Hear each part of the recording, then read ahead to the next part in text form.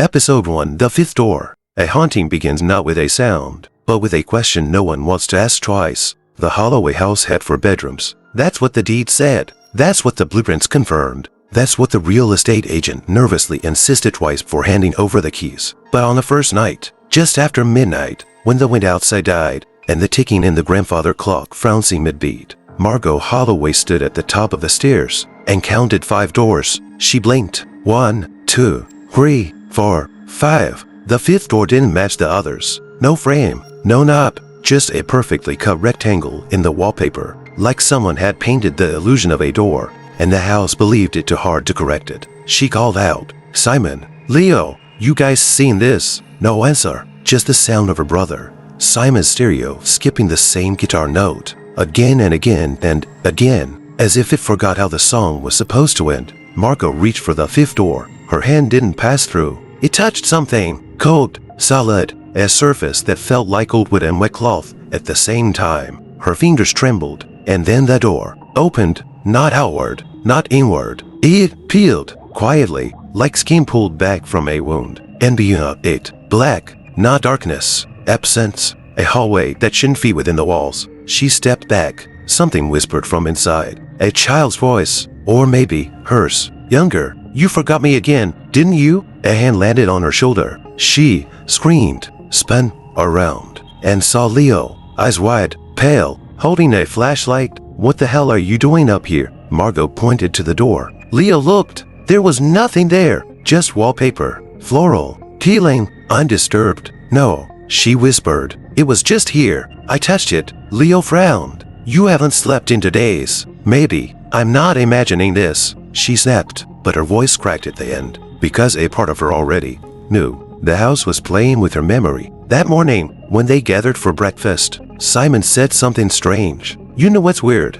I woke up last night and thought I saw a door cross from my room. One I didn't remember." Margot's spoon stopped halfway to her mouth. Leo set down his coffee, and for a moment, the 3 of them stared at one another, like strangers waking up from the same dream they had no business sharing. And under the table, in Margot's lap, Saturday, an old brass key she didn't remember holding when she came downstairs. Attached to it, a faded tag, one word handwritten on the back. "Mine." Episode 2. She walked in but didn't come out. A door is only a passage until it decides what comes back out. Margot didn't tell them she still had the key. She kept it hidden in her jeans pocket, running her thumb over the faded brass edge like a nervous prayer, feeling the indent where the word mine had been etched deep and desperate. The 5th door hadn't reappeared in the nights. Simon laughed it off, said it was stress, said grief makes ghosts out of wallpaper. But Leo kept checking the upstairs hall, every hour, on the hour. He never said why, until the 3rd night. The door returned. It was Margot who saw it first. This time, it had a handle, rusty, sharp-looking, like it didn't want to be held, unless you meant it. But she didn't touch it, because before she could move, Leo stepped forward. "I need to see," he said softly, more to the door than to them. "Let don't," Margot warned. Simon stayed quiet, watching, and, turn. Leo opened the door. The blackness behind it was thicker now, quieter, like a breath being held for too long. He stepped in, didn't turn back, didn't scream, just disappeared. Margot lunged. Too late. The door closed itself, sealed, gone, and in its place, only wallpaper, no seam, no handle, nothing. They searched the entire night, tore through the house, opened every drawer, knocked on every wall. No Leo, just the ticking of the old grandfather clock downstairs, and the sound of something walking in the attic. At dawn, Simon finally said it. "He's not coming back." But Margot felt the weight of the key in her pocket, still warm, still hers. That night, just after midnight, she woke to the sound of the shower running. Steam poured from the bathroom. She opened the door, and there, standing in front of the fogged mirror, was Leo, his back to her, soaking wet, still glowed. "Leo," she whispered. He turned around. His eyes were hollow, not empty, echoing, and his mouth moved. But her voice came out. "Why'd you leave me there?" The light blinked. The mirror cracked. And when she looked again, he was gone, but on the bathroom floor, drawn in condensation with a fingertip. She walked in. "I didn't." Episode 3. The room that spoke her name. Some doors don't open with keys. They open when you answer. It started with a whisper in the vents. Not wind, not mice, not pipes. A voice, soft, measured, calling her name, Margot. She frowned in the hallway, just outside the linen closet. The whisper came again, this time closer. Come back. She pushed the towels aside, half expecting some child's prank or old radio static, but all she found was her own name, etched into the wall beneath the shelves, over and over. Margot, Margot, Margot, Margot. Each one darker than the last, each one carved in something that had dried black. Not ink, not paint, something warmer. She ran straight to the foyer, to Simon, who was staring blankly into the fireplace. I heard it again, she panted. It said my name twice, maybe 3 times. Simon didn't move. He just whispered, what if it's not calling you? What if it's remembering you? That night, she stayed awake. The house shifted after midnight, as it always did. A sigh in the beams, a soft creak in the staircase, and, the whisper again, only louder. Margot, I didn't forget. She followed it, down the corridor, past Leo's empty room, to the hallway, where the 5th door once appeared. It was there, wider than before, breathing gently, no handle this time, just an open crack, and through it, her mother's voice. Sweetheart, please, I don't have long. Margot's knees buckled. She hadn't heard that voice in 8 years, not since the hospital, not since the goodbye that never felt real. Mom, it's safe in here, just step in, honey, bring the key. Her hand found the brass again, the one marked mine. She stepped forward, but something inside her pulled back, because, no, the voice had changed. Still soft, still sweet, but missing something. Time in, it was saying the right words, as second to late, as if it had studied love, but never spoken it. She whispered, you're not her. Silence. 10, a single, mechanical inhale, and the voice said, then why do I remember the lullaby you forgot? Margot screamed, slammed the door. Only, there was no door to slam, just wallpaper, and the soft sound of someone still calling her name from behind it. Episode 4, the version that stayed behind. You may leave the room, but something wearing your face always stays. Margot woke up gasping, not from a dream, from a feeling that something else had woken up with her. She stumbled to the bathroom, flicked on the light, and frowned. The mirror showed her reflection, but the eyes were wrong, too still, too alert, watching her, not mirroring. She blinked. It blinked half a second later. She backed away, closed the door, breathed. It's just sleep, she muttered. It's just nerves. But a reflection didn't meld the words with her. Downstairs, Simon Saturday at the dining table. He hadn't spoken much since Leo disappeared. He was staring at his own hands, flexing them like they didn't fit. You ever feel like, he said quietly, you left somewhere, but a part of you didn't come back? Margot frowned. Like what? Simon looked up, dark circles under his eyes, sweat beating at his temples, like something stayed behind, and now it wants out too. That night, the 5th door returned, wider than ever, breathing, waiting. Margot didn't approach. She just stood at the edge of the hallway, but, from inside, her voice, crying, please, I remember everything now. Let me out. She ran, slammed the hallway door shut, locked it. She didn't sleep, because she knew the truth. She'd opened the door once, only for a second. She thought she never stepped through, but maybe part of her did. And now that version, the one left behind in the dark, with all the knowledge, all the pain, all the truth, was knocking. At 3:03 a.m., she heard footsteps in her room, not approaching, pacing, as if someone trapped was learning how to move again. She rolled over in bed, heart counting, and at the edge of the room, bathed in shadow, stood a figure, same posture, same height, same breath pattern. It smiled. Thank you for keeping my place warm. I think I'm ready to trade back. Episode 5, he never left the closet. Some spaces don't hold codes. They hold mistakes waiting to be remembered. Simon hadn't opened the closet in 3 days. It wasn't locked. It didn't creak. It just felt full. Too full. Like if he opened it, something inside would finally exhale. The scratching started on a Tuesday. Soft at first, like a branch against the window. Except there were no trees that close. Then came the whispers. You left me in here. You never came back. I wore your face. You were the lie. He asked Margot if she'd heard it. She didn't answer, just looked at him with those tired, haunted eyes. She hadn't slept either, not since the voice started calling her name in their mother's voice. They didn't talk about Leo anymore. They just listened to the house, to the things pretending to be them. That night, Simon Saturday on the floor across from the closet, as locked on the handle, he held a baseball bat, not for defense, for courage. The scratching stopped. Silence filled the room. And, a soft knock from inside the closet. 3 slow, deliberate taps. He stood, approached, hand shaking, and the voice whispered, "I'm ready now. We can switch back." Simon opened the door. Inside, him. Same jacket, same scar above the eyebrow, same eyes, but the thing inside didn't move, didn't blink, just smiled, and whispered, "You should have stayed in the room. You left too soon. I remembered more than you." Simon stepped back, slammed the door, pushed the dresser in front of it,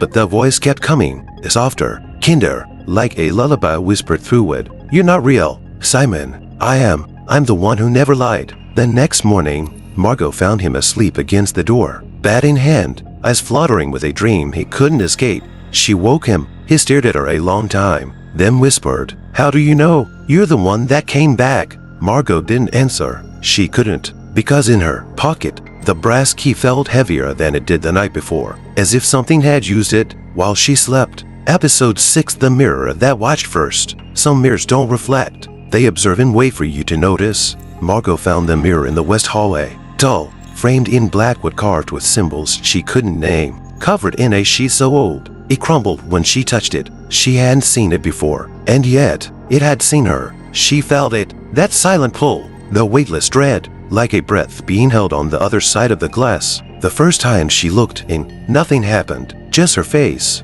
hollow-eyed, faded freckles, lips cracked from too many whispered questions in the dark. She laughed nervously, stepped away, and in the mirror, she didn't. Her reflection stood still, hands at her sides, eyes locked forward, expression blank, as if waiting for a cue. Then it blinked.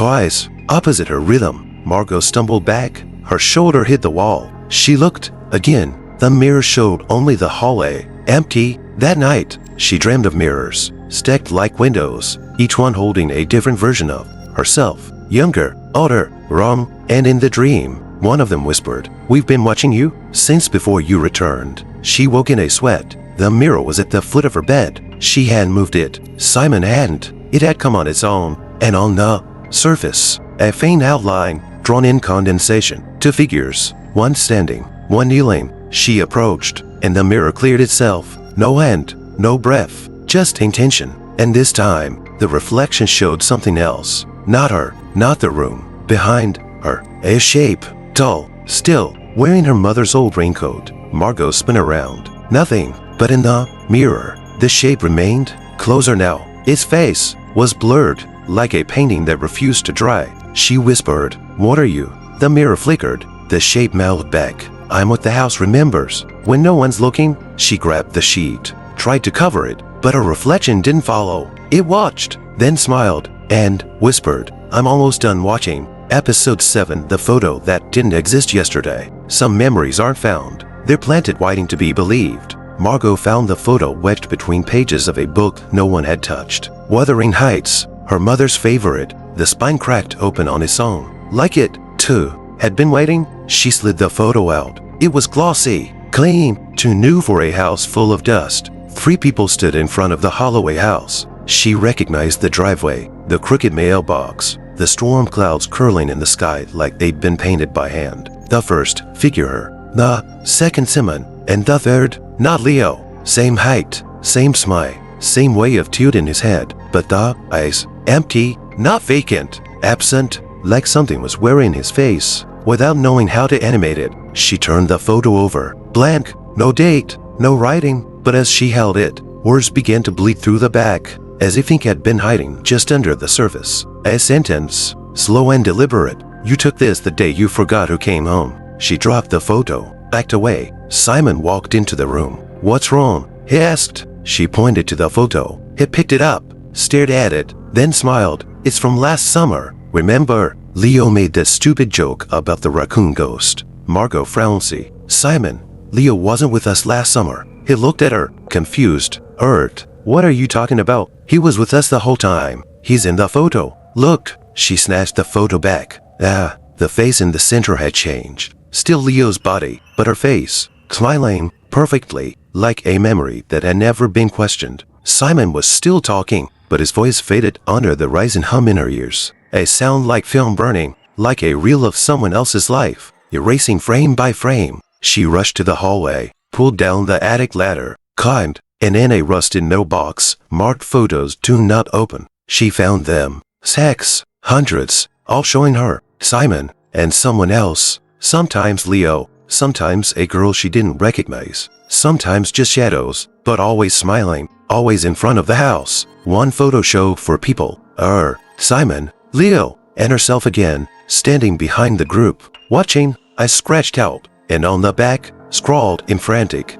looping letters, one of you is never real, and the house is trying to remember which. Episode 8, they said she was never born.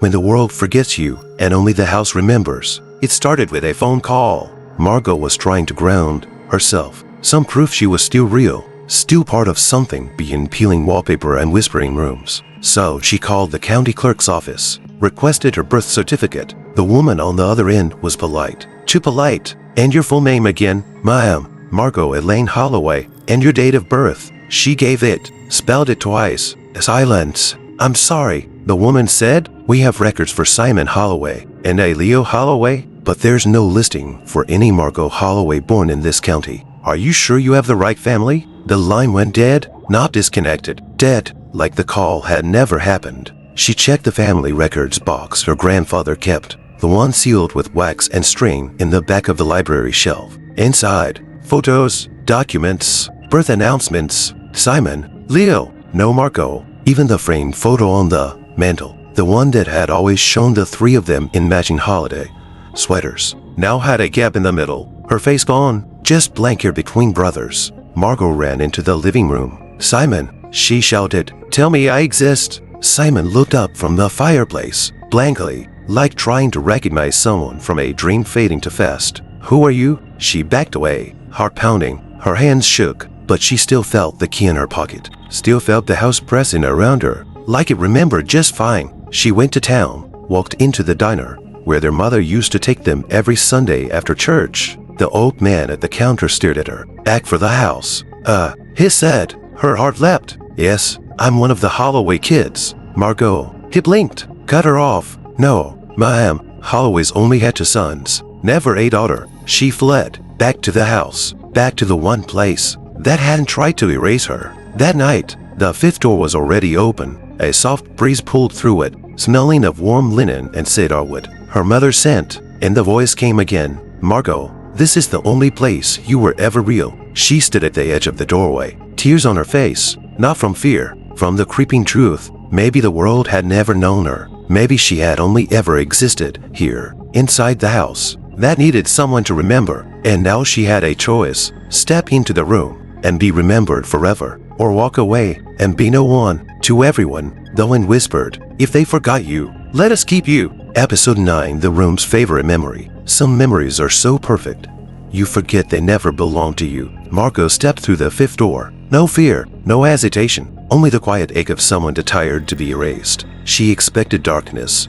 a cold whisper of the void, maybe the echo of her own name repeated in someone else's voice. But instead, sunlight, soft, golden, pouring through white curtains like the beginning of a summer day. She was in a kitchen, clean, bright. The table sat for 3, pancakes still steaming, fresh strawberries in a ceramic bowl, and laughter. She turned. Her mother stood at the counter, younger, alive, hair pulled into the loose bun she always wore on Sundays. And next to her, Leo, smiling. Oh, Simon Saturday at the table, sipping coffee. He winked at her like he used to when they were kids, when they shared secrets before school. Sleep in again, he asked, chuckling. We almost started without you. Margot's legs buckled. She gripped the chair for balance. No one noticed, because the moment never allowed for confusion. Just warmth, familiarity, perfection. She Saturday. That chair was warm, her plate already prepared. Her mother kissed her forehead. You always forget how much you love this part, she whispered.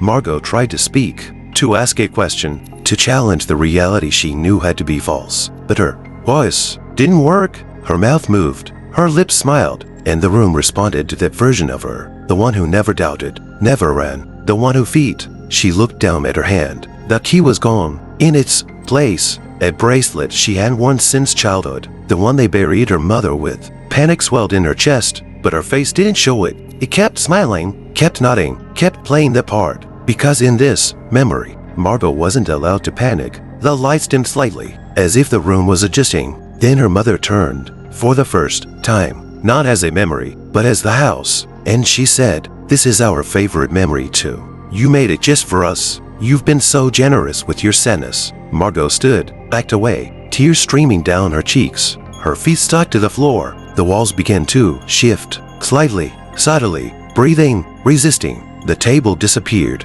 The pancakes rotted. The laughter dissolved into static. And in the middle of the room, a mirror rose, frameless, endless. It showed her, still seated, still smiling, still trapped in the loop she hadn't created, but had fed. Then the mirror cracked. One word formed across the shards. "Stay, Margot." She found the door again, barely. As she stepped out, the room whispered behind her, "We'll keep it warm. You'll come back. You always do." Episode 10, where it waits when you're not home. What happens when the haunted space doesn't wait inside, but follows you out? Margot left the house for the first time in weeks, not because she wanted to, because she had to. She couldn't breathe anymore inside its walls, couldn't think with the whispers threading through her veins like chewed silk. She needed silence, distance, proof that reality still existed, without peeling wallpaper and impossible rooms. So she ran. She made it to the gas station 6 miles down the road, the same one she and Leo used to sneak chips from after school. The cashier looked up, blinking slowly. "You back again?" Margot frowned. "I haven't been here in months." The man shrugged. "Guess you've got a twin. She just left. At your eyes, but not your smile." Margot's blood went cold. She rushed outside. The air was wrong, too warm, too still, the kind of stillness the house used before it breathed. Her car was parked exactly where she left it, but the driver's door was ajar. She hadn't opened it yet, and on the seat, a set of keys, not hers, old, rusted, tied together with a red ribbon. A note lay underneath. "Thanks for letting me borrow your face. It fits better out here." Margot drove back fast, heart punching her ribs. Every shadow on the road felt like it recognized her. Every light blinked twice before going out. When she reached the house, the front door was wide open. Simon Saturday in the living room, smiling. "Too much." "Hey," he said. "You were just here. Did you forget something?" She backed away. "Simon, I haven't been here for..." He tilted his head,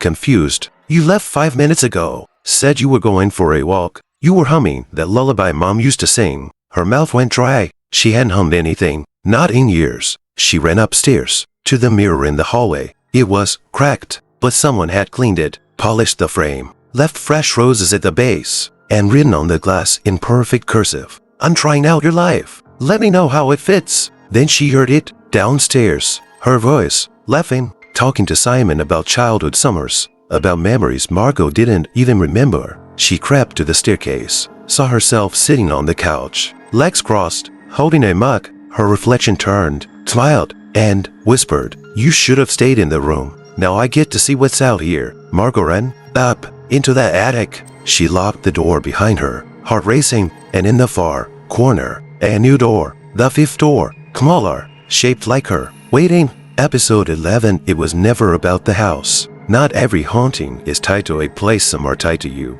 Margot stared at the 5th door in the attic. Smaller, narrower, shaped just wide enough for her body, and no one else. It hadn't been built there. There were no seams, no nails, no hinges. It had grown out of the wood, out of the memory, out of her. She pressed her hand to it, warm, pulsing. It beat once beneath her palm, like a second heartbeat she'd never asked for. And turn, a whisper, "You brought me with you." She fell back, heart slamming against her ribs. The attic spun, not in motion, in meaning. Old toys, blankets, the chair her grandfather used to rock her in, all of it reshaped before her eyes. Not objects, anchors, pieces of Margot's mind that had never been unpacked, only pushed deep enough to become it. She opened her journal. The pages had changed. They were no longer blank. Every one filled with entries, not in her handwriting, but hers, the version from the room. She finally understands now that it wasn't the house that built the door. It was the grief. And grief remembers.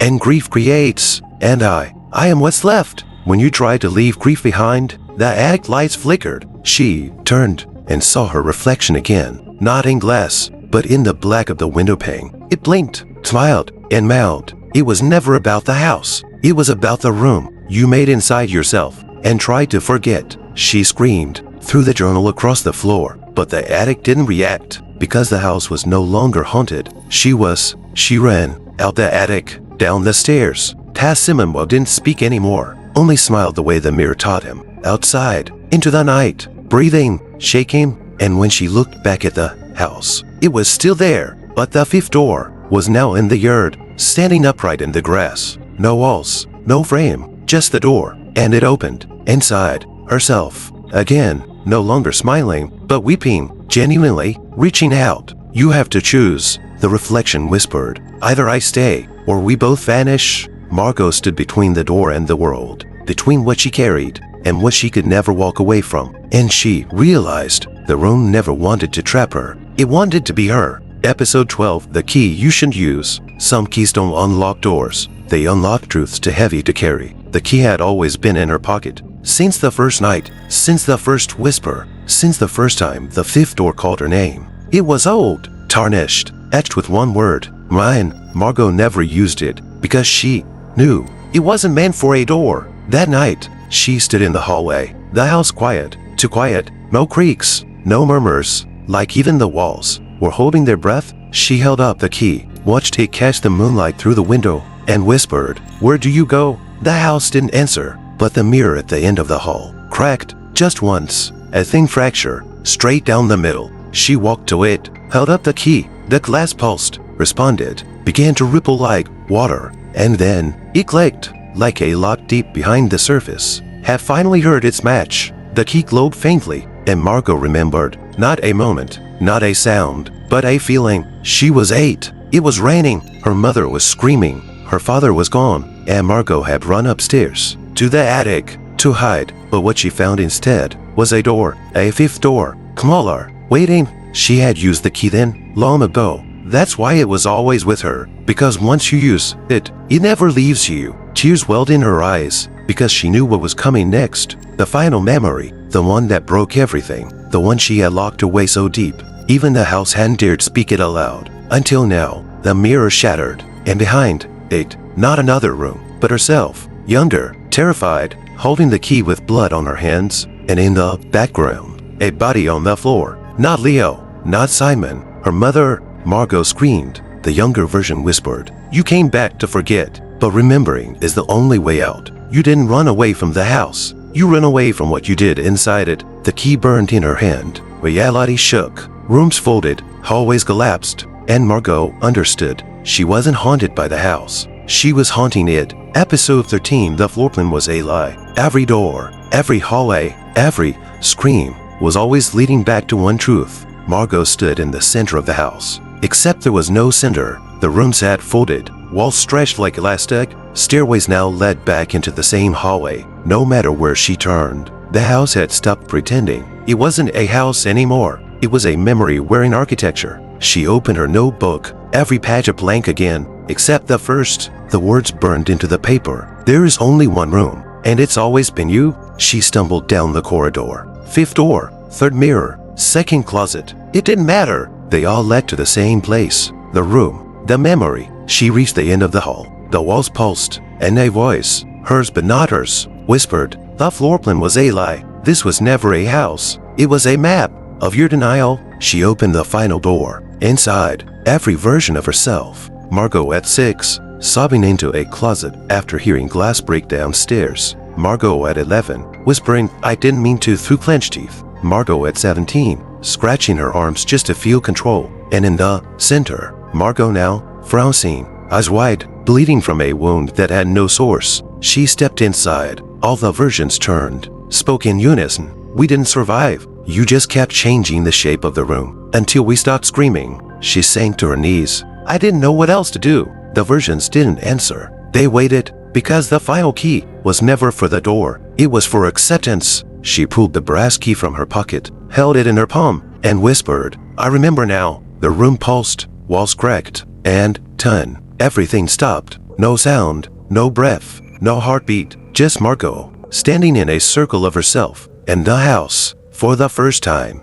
exhaled. The walls collapsed, not violently, but gently, like sighing paper. And when the dust cleared, she stood in an open field, where the house once was, alone, alive, free. She turned the key in her hand. It crumbled, as if it had only ever been made of guilt. Somewhere far off, a bird sang. A sound not heard in any of the 13 rooms. She smiled, not because it was over, but because she no longer needed to believe. She was trapped. To make sense of the pain, and behind her, where the house had stood, a single door, still, silent, waiting, but she didn't turn back. She walked forward, and the door didn't follow.